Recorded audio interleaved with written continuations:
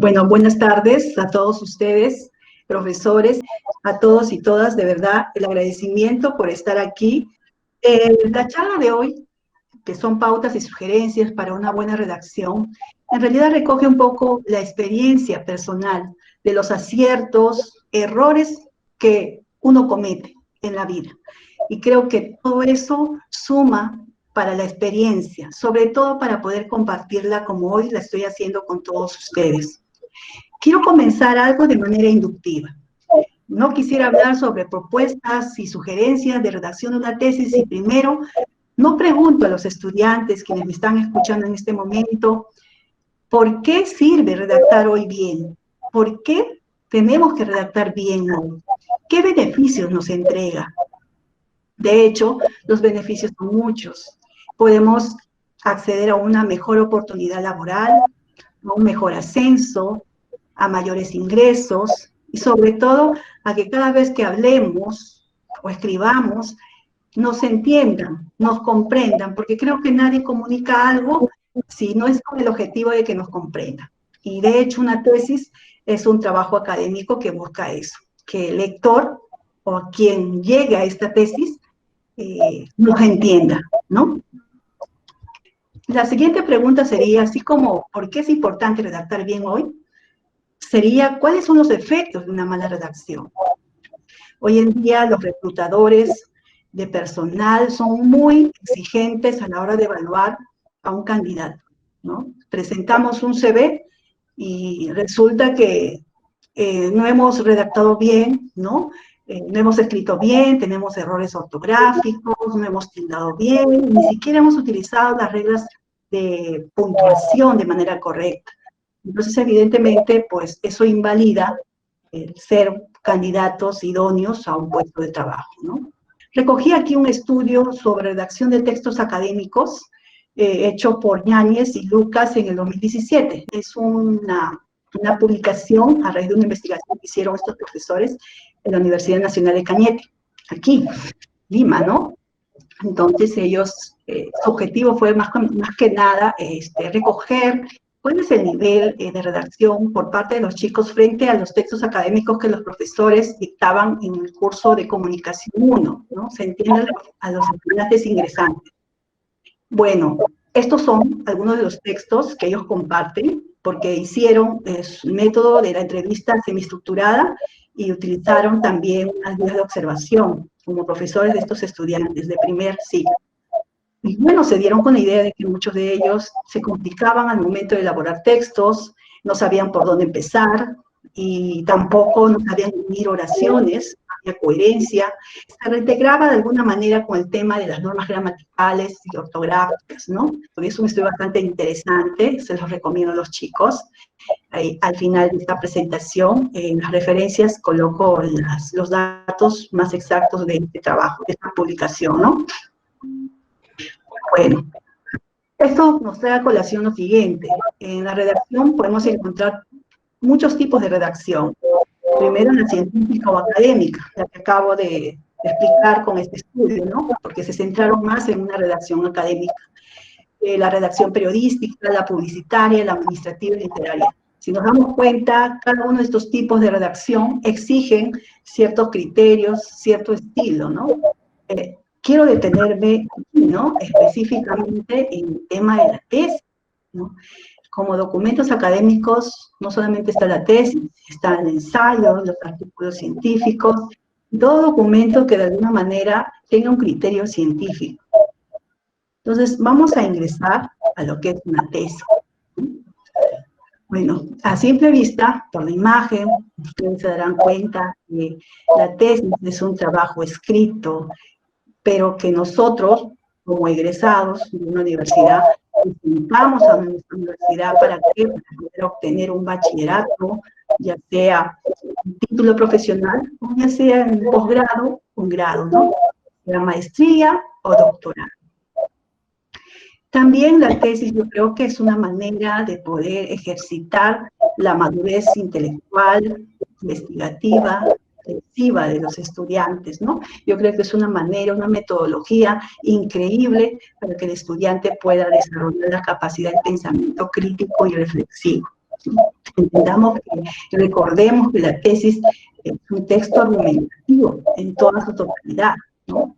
También, ¿qué decimos de la tesis? Pues la tesis es algo original. ¿Por qué original? Porque nadie lo ha presentado, solamente tú. Inédito, porque nadie lo ha publicado, lo vas a publicar tú. Y objetivo, porque no parte de suposiciones, ¿no? Sino parte de lo concreto, el objetivo, de lo real, de aquello que nosotros podemos demostrar, ¿no? En un espacio. Y que aborda un campo disciplinar, no importa el campo de la literatura, en el campo de la economía, la administración, la psicología. Hay muchos ejes temáticos que se pueden desarrollar en una tesis. La tesis tiene un formato especial. Con respecto al APA, yo quisiera mencionar algo. Escucho que muchas personas comentan, ¿por qué existe el APA? El APA no facilita la vida de nadie. El APA nos complica. De hecho, no es el único estilo que existe. Está de Vancouver para el sector médico, de Chicago, pero en el tema del APA, creo que la gran mayoría es un sistema de citación bastante conocido en el mundo, que la gran mayoría utiliza. Entonces, no es ajeno escuchar que todo el mundo hable dónde dan clases del APA, porque de verdad a veces resulta bastante fastidioso, pero es necesario y tiene que ver mucho con la redacción.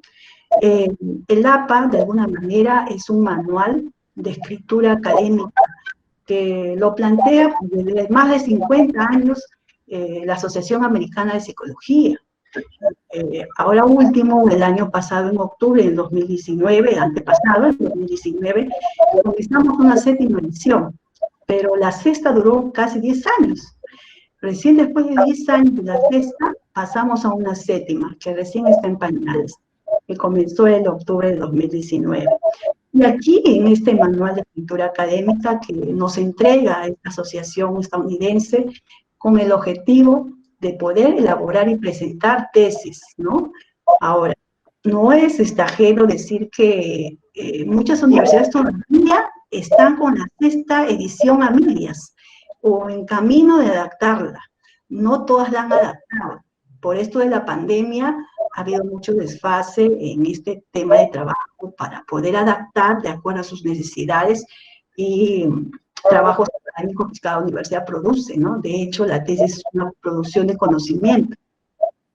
En el formato de la tesis, tenemos, por ejemplo, según el APA, que es una sugerencia, el tamaño de páginas. El tamaño de página es carta, entonces la idea es hacer un documento de tesis en un formato de carta, cuyas medidas son las que observan, 21.59 centímetros por 27.94 centímetros. Los márgenes no es 3 como muchos dicen, ¿no? Escuchaba que era 3, 3.5. En realidad es una pulgada, que equivale a 2.54 centímetros. Y esto se aplica a todos los márgenes, superior, inferior, izquierda y derecha. Pero yo quisiera decir con respecto a la margen izquierda, por el tema de encuadernación, esto es flexible. Algunos trabajan 3.5, ¿no? O 1,5 pulgadas por el tema de encuadernación. Solamente ahí había una flexibilidad con la margen izquierda. Tipo y tamaño de fuente. Bueno, la 6ª edición, si recordamos, trabajaba solamente con Times New Roman, número 12. Ahora esta 7ª edición nos ha traído una gama de posibilidades para utilizar la fuente. De hecho, personalmente yo prefiero Calibri, pero no es lo que prefiramos nosotros, es lo que la universidad determina. Por eso quisiera, por favor, hacer un subrayado aquí, jóvenes estudiantes, que estás interesado en hacer una tesis o un proyecto de investigación, si estás iniciando recién, primero recuerda lo siguiente: solicita un documento de elaboración de documentos académicos a tu institución, ya sea escuela, universidad, instituto tecnológico. Tienes que solicitar, porque ellos te van a evaluar de acuerdo al documento que han elaborado en el área académica. Entonces, hay que solicitarlo. Ahí te va a determinar qué tipo de fuente y tamaño vas a utilizar. Muchos vamos a utilizar quizás lo que nos gusta, pero no es lo que nos gusta, es lo que la institución solicite, ¿no?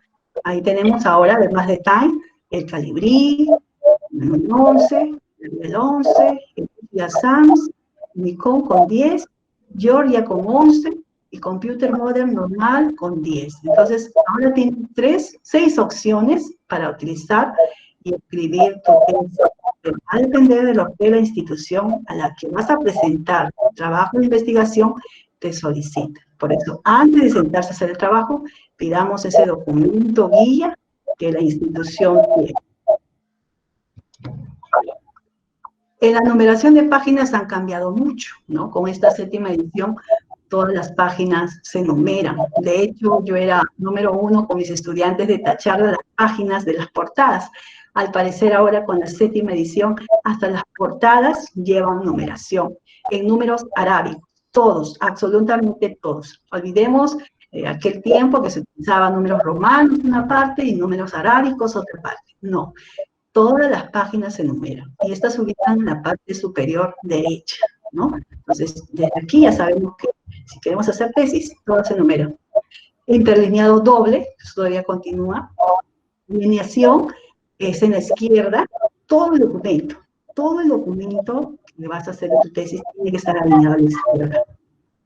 Y sobre todo, recuerda que no se justifica. ¿Qué quiere decir esto? Que el margen derecho no sea regular, sino irregular.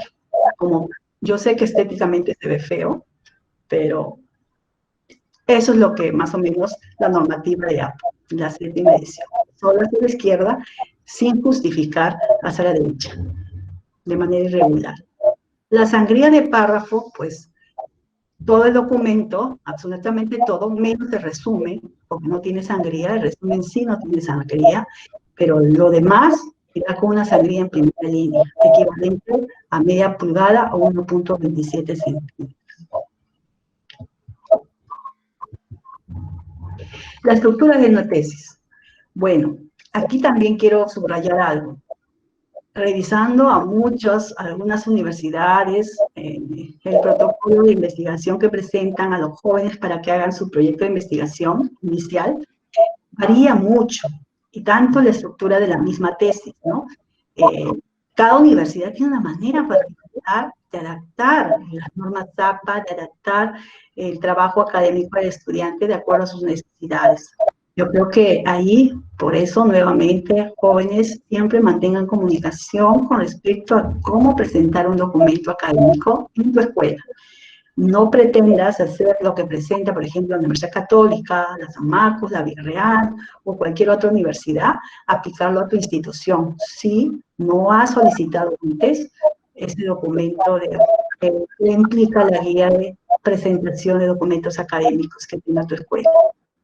Bueno, aquí presento la forma que yo más o menos he realizado, la estructura, la portada. En la portada, recuerda el título es lo que decimos en la comunicación, es el gancho, es lo que primero va a llamar la atención al lector, ¿no? Creo que todos vemos lo primero, la portada. ¿Cuál es el título? Ese título tiene que ser muy vendedor. Ese título no puede tener términos que están de más, ¿no? Es lo básico, aquello que resuma toda tu investigación.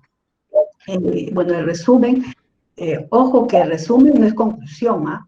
El resumen no es conclusión. Muchos dicen, voy a copiar las conclusiones y lo pongo en el resumen. Entonces, eso no es un resumen.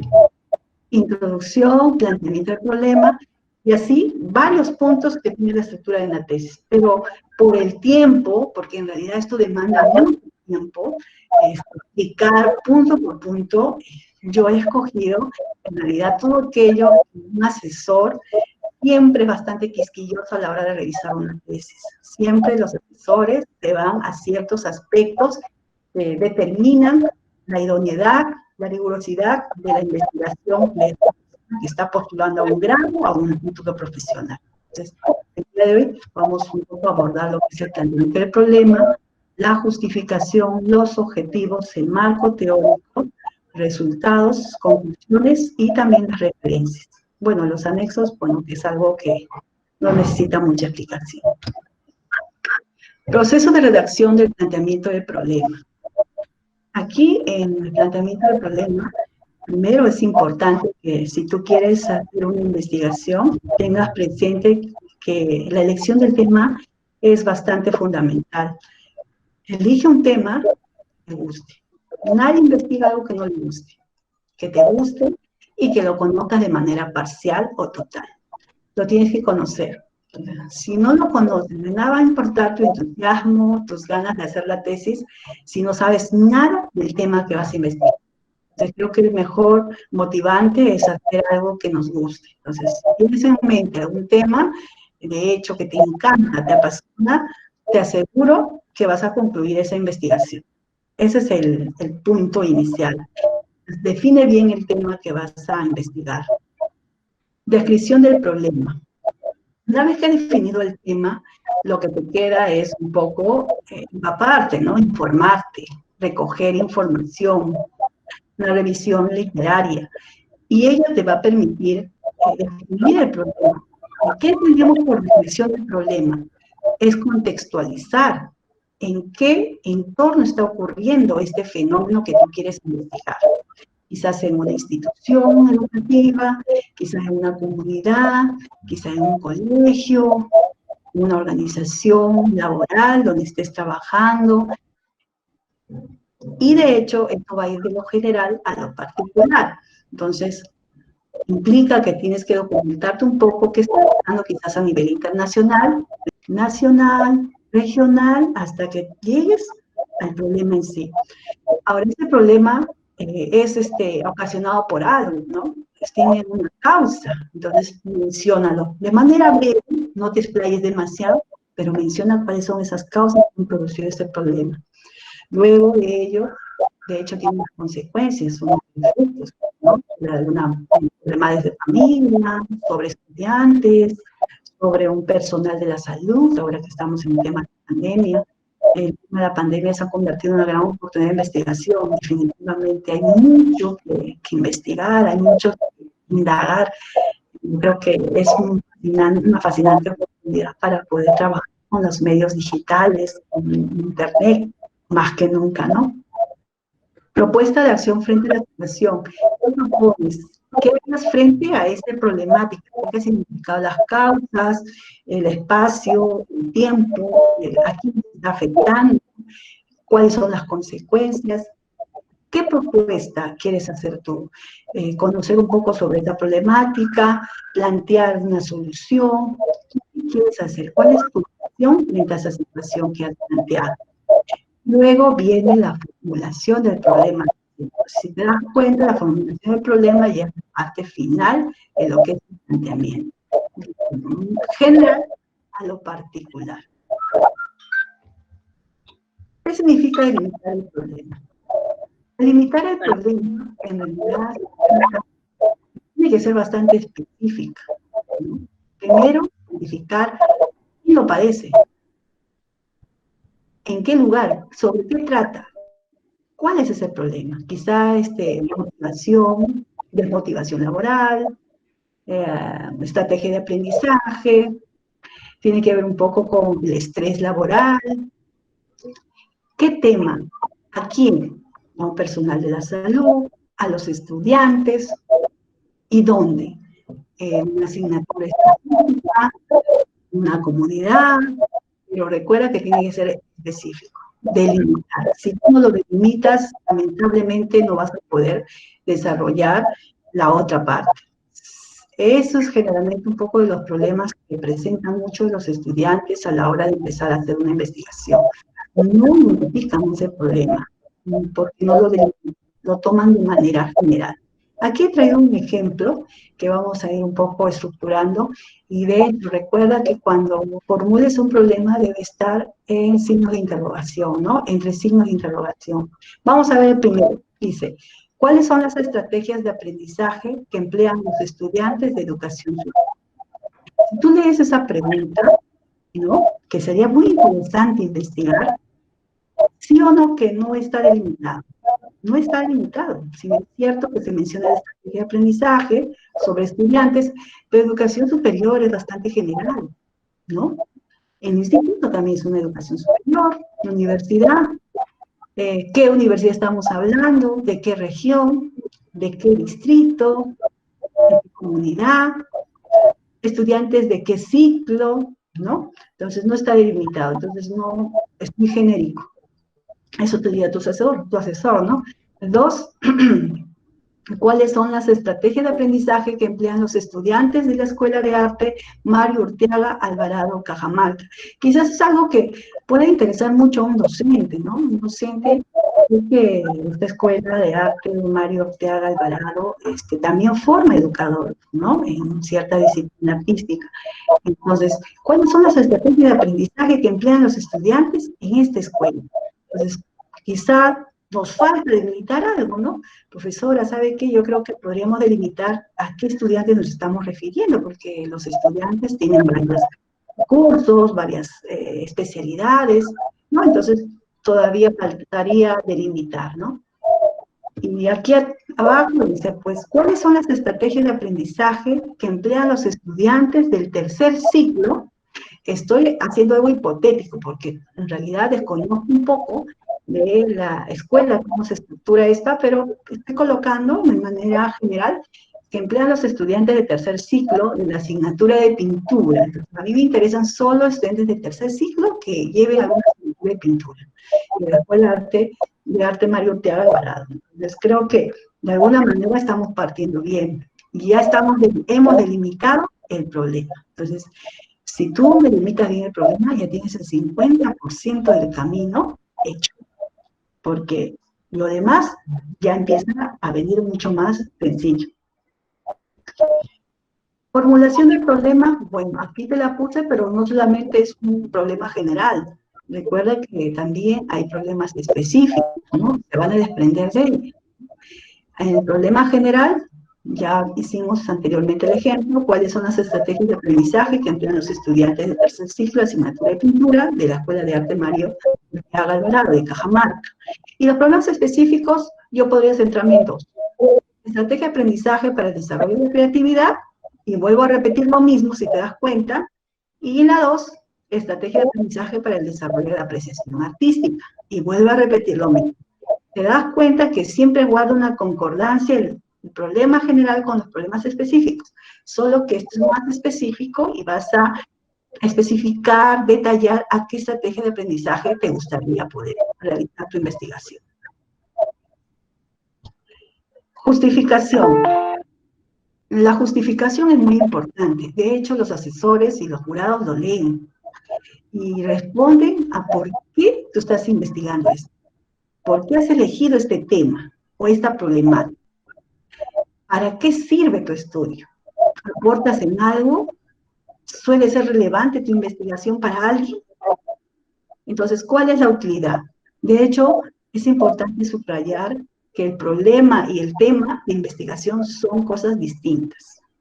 Si regreso, aquí estamos hablando, por ejemplo, sobre el problema general. Un tema es estrategia de aprendizaje. Es el único tema. Estrategia de aprendizaje. O la variable.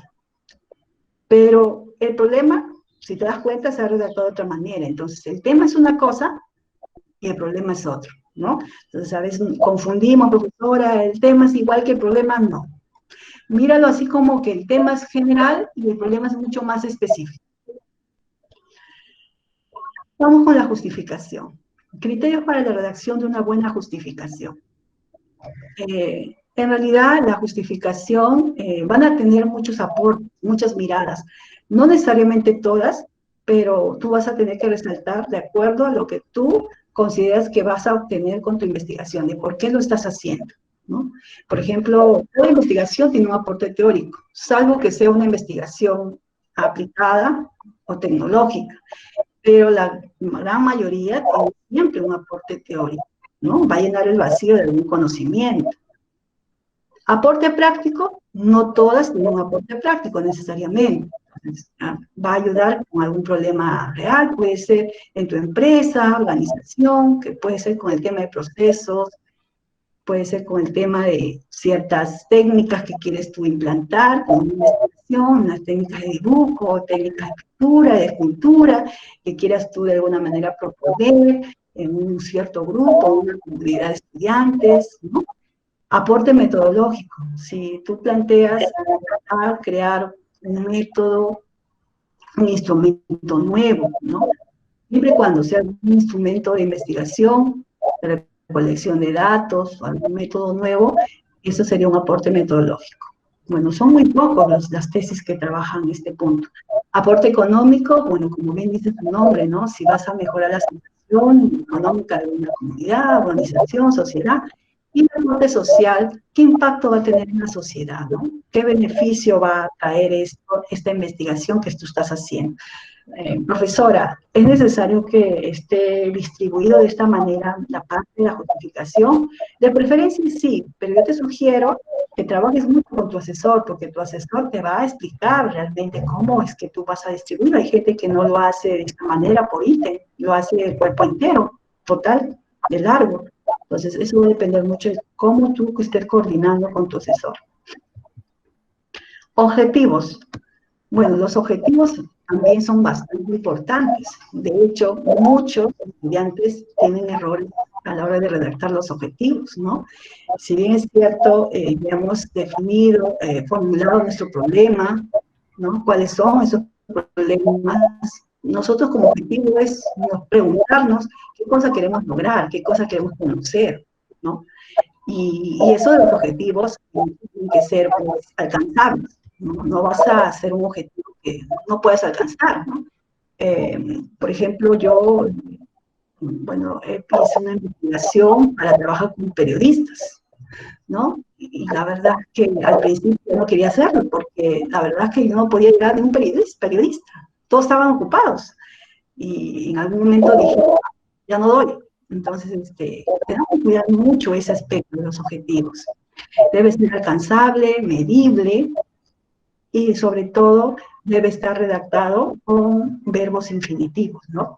Y tiene que guardar congruencia con el problema, ¿no? Prácticamente tienes el problema y del problema sale el objetivo.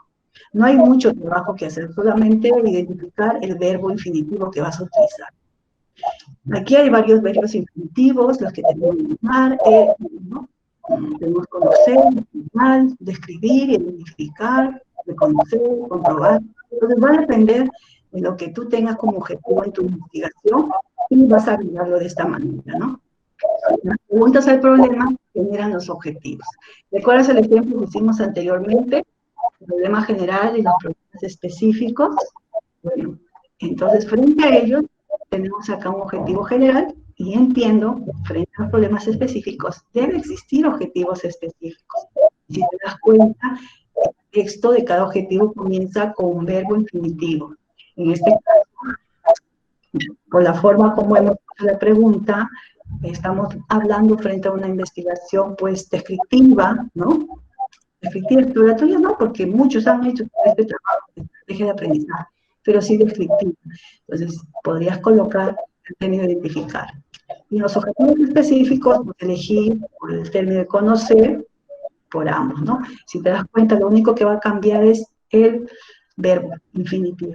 El resto es igual como el problema. Recuerda, los objetivos guardan concordancia con el problema. Marco teórico. Bueno, es la parte, yo diría, medular de toda la investigación, porque nadie investiga si no conoce sobre el tema. Y de hecho el marco teórico me va a ayudar de alguna manera a poder interpretar, hacer una discusión, que medite la discusión, que es bastante fuerte, a partir de mis resultados que yo obtenga, mis hallazgos. Entonces, el marco teórico también nos permite identificar quizás determinadas metodologías de trabajo, identificar la formulación de nuestro problema, es decir, es la materia prima que todo investigador tiene que tener bien definido para investigar, ¿no? De hecho, el marco teórico también engloba un conjunto de citas, ¿no? Las citas textuales, las citas parafraseadas, que tú vas a obtener de alguna fuente de información, sean revistas, otras tesis, ensayos, periódicos, ¿no? Que tú hayas combinado en tu investigación. Entonces, recuerda, el marco teórico muchas veces puede resultar fastidioso, molestoso para los estudiantes, pero es fundamental. Si no lo tienes, no vas a poder avanzar con los otros puntos, ¿no? En el marco teórico tenemos varios elementos. antecedentes, bases teóricas y los términos básicos. En los antecedentes es muy importante que reúnas un grupo de fuentes de información que te sirvan como antecedentes para saber otros investigadores, qué han hecho otros investigadores acerca del tema que has elegido, de la problemática que vas a abordar. Y si no lo tienes claro, pues lo tienes que dividir de alguna manera en nacionales e internacionales, ¿no? A veces resulta que puedes hacer una investigación exploratoria porque no lo han abordado muchos. A veces resulta obtener, pero no importa si no están relacionados de manera directa. Puede ser también un antecedente que te dé luces, ideas en metodología, más de cómo han trabajado otros investigadores la obtención de datos, cómo han ido un poco discutiendo sus temas acerca del fenómeno a investigar, ayuda mucho, ¿no? Bases teóricas y la definición de términos básicos. En redacción de antecedentes, tengo un ejemplo que también observo que muchos omiten. En la redacción de antecedentes, ahí lo que se espera es un poco que des a conocer el apellido, como lo dicen las normas del autor, el año, el título de la publicación, en este caso estamos hablando de una tesis, y es importante que menciones qué tesis es, si es una tesis de grado, de doctorado, de maestría. Y también, de alguna manera, dar una breve introducción, ¿no? A partir de la revisión literaria, ¿no? Resultan muy importantes ciertas publicaciones que desarrollaron tal tema, ¿no? Y aquí estoy comenzando, por ejemplo, centrándose en la práctica del periodismo en diversos medios de comunicación de Perú, se considera como referencia, menciona todos los datos del autor, año y título de la tesis, en este caso, ¿no? Luego te vas a los objetivos. Para eso necesito que tengamos que leer la tesis. Los antecedentes tienen que ser leídos. Si no los lees, ¿no? De manera parcial al menos, no lo vas a colocar de manera correcta en los antecedentes. Entonces tienes que extraer los objetivos. ¿Cuál es el objetivo de ese estudio? No solamente puede ser una tesis, puede ser un artículo. También extraer la metodología. ¿Cómo ellos han obtenido los hallazgos? ¿De qué manera? ¿Cómo? Con entrevistas, con guías de observación, con cuestionarios. ¿Cómo han trabajado? Luego también tenemos un poco tratar en este antecedente los resultados o conclusiones, pero los más relevantes. De hecho, habrá muchas conclusiones, muchos resultados, pero comentarlo lo más importante. Y finalmente abajo, ¿qué relación guarda esta tesis antecedente con tu investigación? Esto va a permitir quizá obtener una información valiosa para formular tu problema, para diseñar tus instrumentos de recolección de datos. ¿Qué te va a permitir esta tesis como antecedentes, ¿no? Esta publicación como antecedente para tu investigación?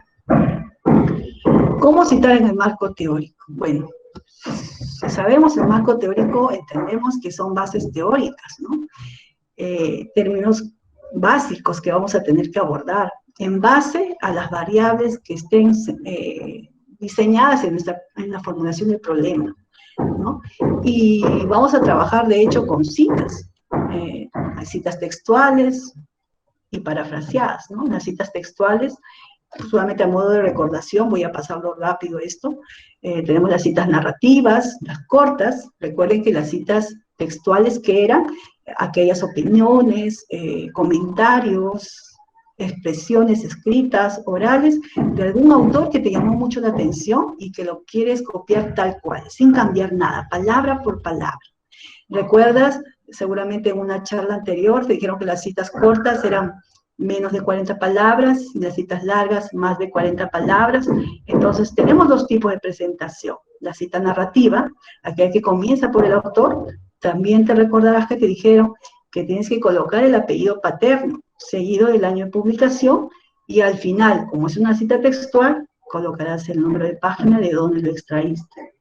Pero si es una cita parentética, corta, todos esos datos irán al final de tu entrecomillado. Entonces, es una forma que tienes que presentar. Algunos me dicen, profesora, las citas textuales, ¿toda mi tesis puede estar de citas textuales? No. De preferencia, utiliza muy pocas. Las que tienes que utilizar más son las citas parafraseadas, pero vamos a llegar a eso. Esta es una cita larga. Si te das cuenta, tiene su propio estilo de redacción, su propio estilo de diseño. ¿Recuerdas? Si es una cita larga, tiene más de 40 palabras. Y aquí tenemos que trabajar con una sangría. ¿Recuerdas? Mira, está en un bloque de texto. Todo lo que está en el bloque de texto es tu cita larga. Se entiende aquello que has copiado tal cual de un autor. Pero ¿qué pasa? Pierden las comillas. No van las comillas. Pero todavía conserva el apellido paterno, el año de publicación y la página. Pero si te das cuenta, si seguimos hurgando un poco aquí, tiene una sangría de media pulgada o 1,27 centímetros. Pero si tu cita larga tiene más de un párrafo, tu siguiente párrafo tienes que colocar una media pulgada más hacia adentro. Estéticamente no lo veo bien, pero es la propuesta que plantea APA, ¿no? En caso de que tengas una cita larga que tenga más de un párrafo. Y si te das cuenta, el punto no es un error de la profesora Vilma. Aquí el punto termina, concluye con la cita larga. No va después del paréntesis. Lo que va después del paréntesis es la cita corta. Aquí APA plantea que el punto culmine antes del paréntesis y en la corta después del paréntesis. Entonces, estos aspectos son muy importantes porque tu asesor o la persona que dirija tu trabajo te lo va a observar si es bastante quisquillosa, conocedor del tema de la normativa APA. Pero también va a depender de qué plantee tu institución, ¿no?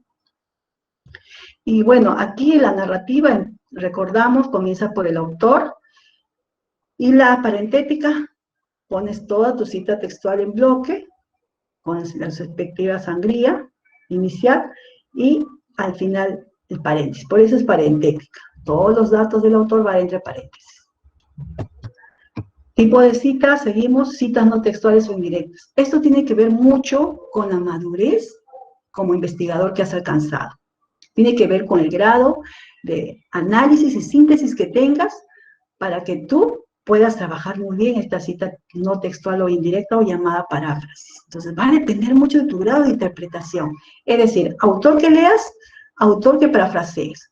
Aquí, ¿qué significa? Que ya no vas a copiar, como en las citas textuales. Aquí ya no copias, interpretas y colocas todo lo que tú has deducido después de leer a cierto autor. Por ejemplo, aquí, si te das cuenta, continúa el apellido del autor paterno, el año, pero ya no va a la página. ¿Por qué no va a la página? Porque recordarás que no estás copiando. Esa es una interpretación cosecha tuya. Entonces, que surge a partir de lo que tú has interpretado. Entonces, aquí ya no es necesario que vaya la página. Hay algunos que preguntan, alguna vez me preguntaron, pero yo he visto trabajos donde hay página, en una cita parafraseada.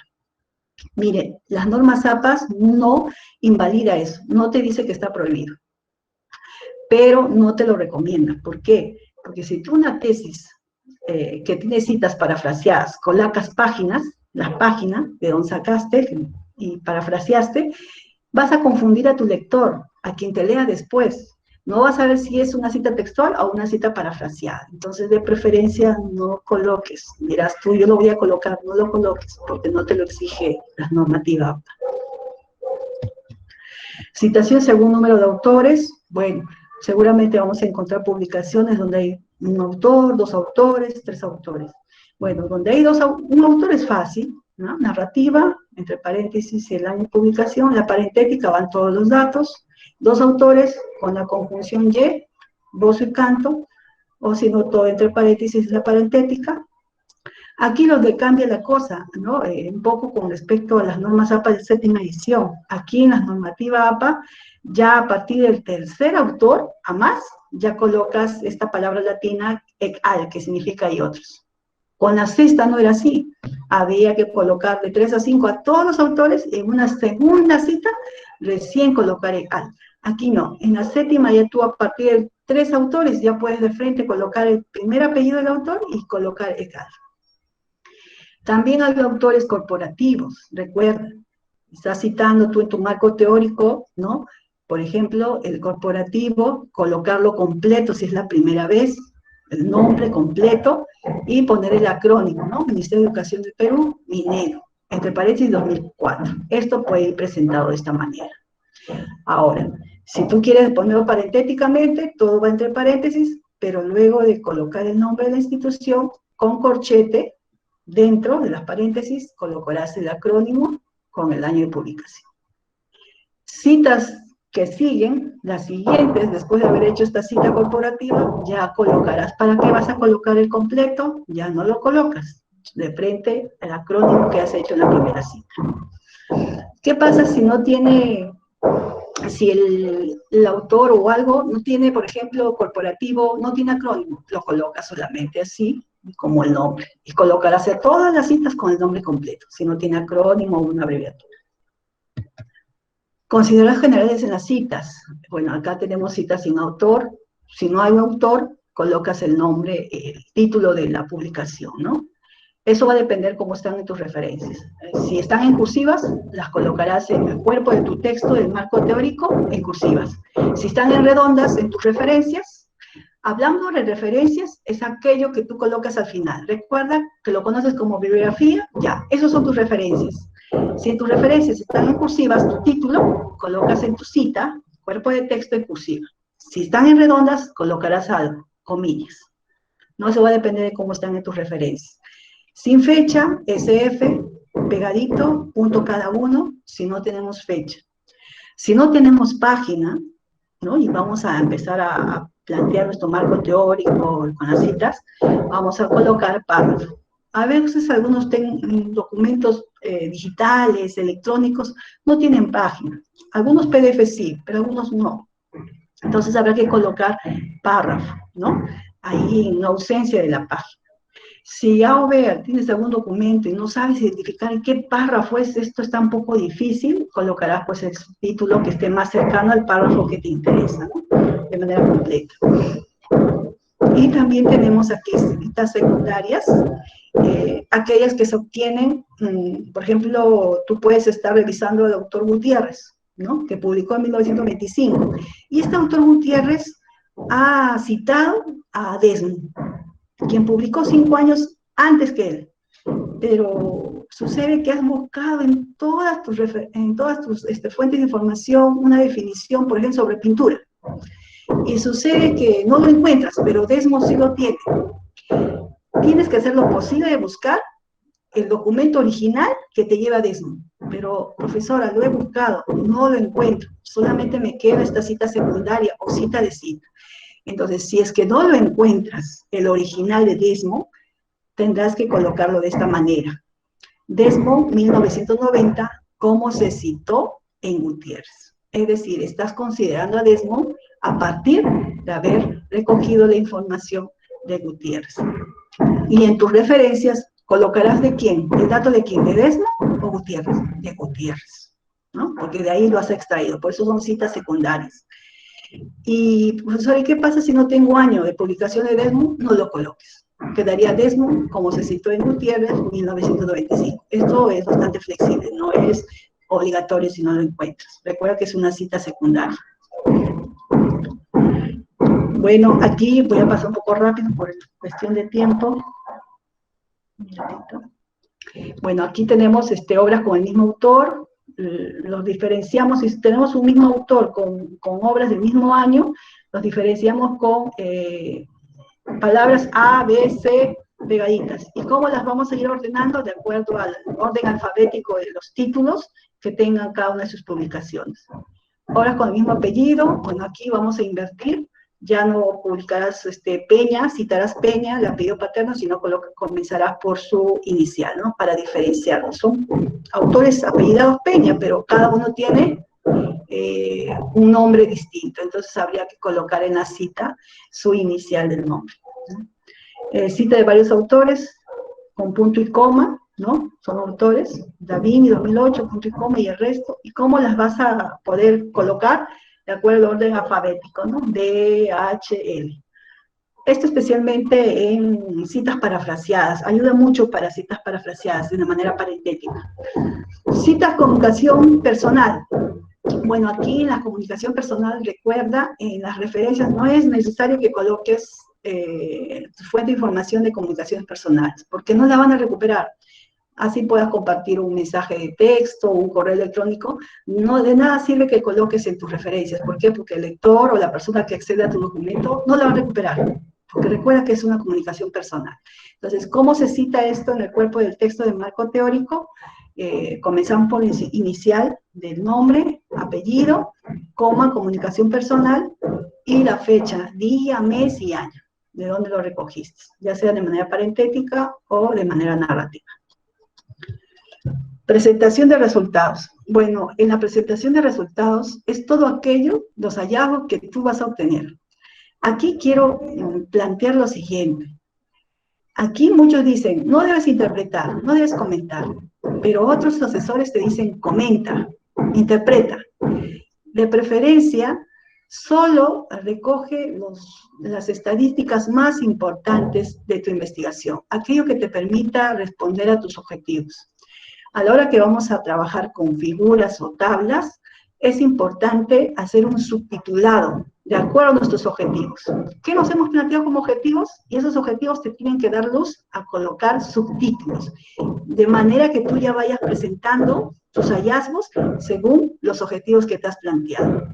Pero los relevantes, los que te van a servir para fundamentar y concluir esta tesis, ¿no? De hecho, en la presentación de resultados es importante tener claro que ahora, al menos en las figuras, han cambiado la estructura según las normas APA de la 7ª edición, ¿no? En la tabla va en negrita el número de tabla, cursiva el título, ¿no? Sin negritas, pero aquí te pide las normas APA, la 7ª edición, colocar los iniciales mayúsculas en cada una de las palabras significativas del título. Estéticamente no lo veo bien. He visto tesis donde colocan solamente la mayúscula inicial, salvo si era un nombre propio que lleve una mayúscula, lo colocan. Pero bueno, APA lo determina de esta manera, colocar las mayúsculas en todas las palabras significativas del título, ¿no? Aquí tenemos el encabezado. Recuerden, doble espacio entre tabla y título, entre título y cuerpo de tabla, doble espacio con una nota, disculpen, con una nota en cursiva, y ver un poco de dónde ha sido tomado, aclarar algún símbolo o algún aspecto que consideres importante, ¿no? Todo a su doble espacio. Figuras, antes con la 6ª edición, ¿se recuerdan? La figura estaba en la parte inferior, ¿no? Tanto el título también, ahora ha cambiado y guarda la misma concordancia con la tabla. Ya sea figura, lo mismo que vimos anteriormente con la tabla. Profesora, si yo voy a hacer mi investigación, ¿colocaré la tabla y figura? En realidad sería redundante. Tú elige cuál te conviene más y podría ayudar a poder presentar tus resultados. Puedes trabajar con tablas solamente o puedes trabajar con figuras. Aquello que te permita poder presentarlo de manera clara e interesante. ¿Cómo redactar las conclusiones? Bueno, en realidad las conclusiones son muy importantes porque van al final de tu tesis y es lo primero que va a leer tu asesor, el jurado. Y es una reflexión que tú vas a recoger de todo lo leído en tus resultados. De hecho, cada conclusión tiene que ir de la mano con el objetivo, ¿no? A objetivos específicos, conclusiones. ¿Cuáles son las conclusiones por cada uno de los objetivos específicos que te has planteado? Ojo, no debe existir información nueva. Es decir, yo no he hablado sobre tal tema y en la conclusión aparece, ahí el asesor te va a observar y te va a decir, caramba, aquí me estás hablando sobre un término, pero ni siquiera está en tu marco teórico, ni siquiera está en tus resultados. Entonces, evitar plantear cosas nuevas o informaciones que no se hayan abordado con anterioridad. ¿Cómo redactar las referencias? Bueno, las referencias hay que aclarar dos cosas. Las referencias y bibliografías son cosas distintas. ¿Qué son las referencias? Son aquellos datos que me van a permitir recuperar una fuente de información, pero sobre todo son aquellas fuentes de información que yo he citado, que he empleado en la cita del cuerpo de la tesis. Solamente irán estas en las referencias. Pero, ¿qué pasa si yo no he citado? No he utilizado para nada algunas cosas, solamente han sido quizás algunos documentos previos que he recogido para conocer el tema de investigación, porque no sabía nada, me sirvió de inspiración, pero no lo he citado. Entonces, vamos a trabajarlo con la bibliografía. Podemos trabajar de manera diferente, claro. Las referencias por un lado y luego la bibliografía, aquellas que no se han citado en el cuerpo del texto. Eso va a depender mucho también de tu asesor, cómo lo quiere, de manera distinta o lo quiere todo en un bloque, ¿no? Eso hay que ver. Bueno, aquí, si bien es cierto, el cuerpo del texto de la tesis completo es con una sangría en la línea inicial, ¿no? De 1,27 centímetros, aquí en las referencias ya no se cumple mucho esa sangría. Ahí lo que se plantea es la sangría francesa. A partir de la segunda línea en adelante. Si hay 3, 4 líneas, a partir de la segunda para abajo, con la sangría de media pulgada a 1,27 centímetros. Y todo ordenado de manera alfabética, ¿no? Bueno, en las referencias sabes que hay manera de referenciar un libro impreso, un capítulo del libro con editor, con DOI. Antes había la etiqueta DOI y había que colocar 2 puntos. Ya no está la etiqueta y hay que colocar como un enlace directo. En el libro impreso antes había ciudad y país, ya no hay en la 7ª edición. Salió la ciudad y país y solamente queda el editorial. Entonces, como sabrás, hay muchas formas de referenciar ciertas fuentes de información, de acuerdo a APA.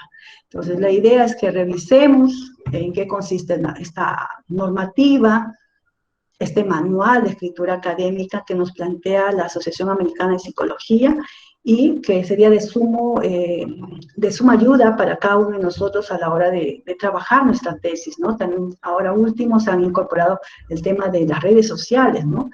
En realidad, como sugerencia para las tesis, lo que plantea es recoger toda la bibliografía relevante para tu investigación. Si te sirve, tómalo. Si no, prefieres buscar otro tipo de fuente de información y de preferencia no trabajar mucho con el tema de las redes sociales, salvo que sea un tema exploratorio, algo nuevo que no ha sido abordado y que no sabes de dónde sacar data.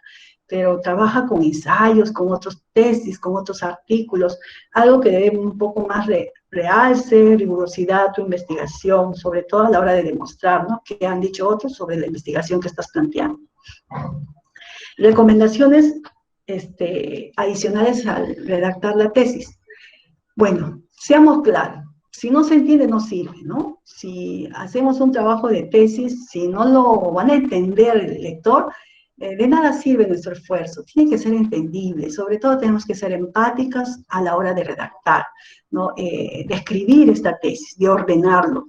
Recuerden, si bien es cierto, la redacción tiene que ver con muchos aspectos de utilización de normativa, de tildación, de signo de puntuación, de coherencia, de conectores.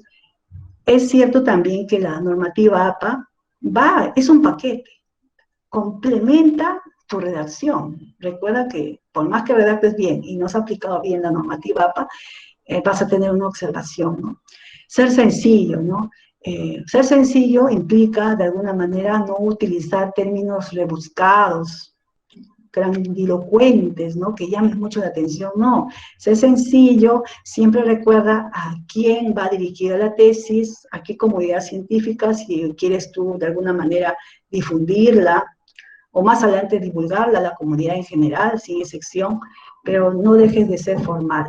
Recuerda que la tesis es un documento académico científico, entonces no puede dejar de ser formal, pero sí puede ser sencillo. Y mantén la cortesía, ¿no?, el respeto. Hay la concisión, ser conciso, decir lo necesario, lo puntual, sin dar muchas vueltas, ser muy directo. No abusar de los adverbios terminados en mente. Muchas veces abusamos mucho de esos adverbios, ¿no? Actualmente, continuamente, detalladamente, finalmente, cuando lo podemos nosotros de alguna manera reemplazar por finalmente, por de alguna manera, por la actualidad, por lo común, con detalle. Entonces, todo eso puede ser intercambiado por otro término para no abusar mucho de mente, ¿no? No abuses de adjetivos valorativos, no utilices términos como es muy extraordinario, muy interesante, es muy magnífico, es imprescindible, esta investigación es única. Entonces, No significa que no lo uses, pero no abuses, ¿no? Si consideras que no hay un sinónimo, otra manera de poder redactar este término o incorporarlo en tu tesis, pues, pero no abuses. Redactar en voz activa y evite la voz pasiva, ¿no? A veces siempre es frecuente que en la metodología, en la parte de la metodología de la tesis, donde vamos a nosotros a decir la muestra, la población a la que hemos llegado, el tipo de instrumento que hemos utilizado, recolección de datos, utilizamos mucho la voz pasiva y dice, el instrumento fue aplicado a los docentes con más de 10 años de experiencia laboral, fue aplicado. Cuando yo puedo decir, se aplicó el instrumento a los docentes con más de 10 años de experiencia laboral. Entonces, seamos más activos que pasivos, ¿no? Como decir, Carlos reparó el coche. El coche, eso sería activo. El coche fue reparado por Carlos, eso sería pasivo. Entonces, yo me quedo primero con el primer caso, con la voz activa. Recomendaciones adicionales a redactar la tesis. Redactemos en tercera persona. ¿Eso qué implica? Que si yo voy a redactar mi tesis en primera persona, yo, nosotros, no ayuda de nada, te lo van a observar, ¿no? Aquí un ejemplo donde dice, es un hecho que nos va a permitir, Esto está redactado en primera persona. Pero la idea es redactarlo en tercera, podría ser, es un hecho que le va a permitir a los estudiantes. Algunos decimos nuestra investigación, cuando podemos decir la investigación, ¿no? Entonces recuerden que siempre vamos a escribir en tercera persona. Emplea adecuadamente los conectores. Aquí la coherencia es importante porque tenemos que vincular y relacionar las oraciones. Y muchas veces no sabemos cómo vincular.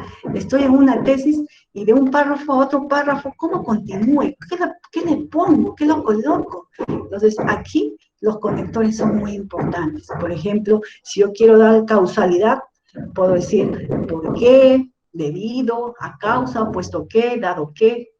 Consecuencias que tienen que ver con las consecuencias, por consiguiente, por lo tanto, en consecuencia, en orden, en primer lugar, en segundo lugar, en tercer lugar, en primera instancia, en segunda instancia, y conector de distribución, por otra parte, por una parte, por otro lado. Entonces, honestamente, son aspectos que vamos a ir aprendiendo y los aprendí yo al momento de redactar la tesis, que nos ayudan muchísimo para poder relacionar un párrafo con otro párrafo al momento de redactar nuestra tesis.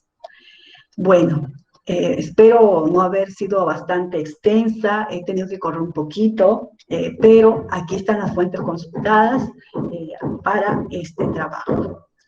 Bueno, hasta aquí, gracias.